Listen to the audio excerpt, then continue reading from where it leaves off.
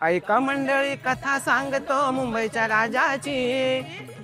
राजाची गणेश गल्लीवाल्याची. मुंबईच्या राजाच्या गेटवरती जेव्हा एखादा बाप्पा येतो तेव्हा या गाण्याची त्याला मानवंदना दिली जाते आणि मगच बाप्पा पुढे विराजमान होतात. एक 14 वर्ष पाठी जाऊया आपण.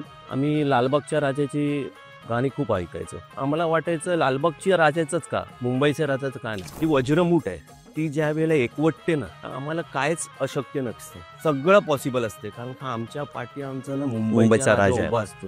भाग दुसरा कधी येतोय या अल्बमचा? लवकरच येतोय. ऐका हा मंडळी 2. तर ह्या 2 मधल्या 2 ओळी तरी आम्ही ऐकू शकतो का?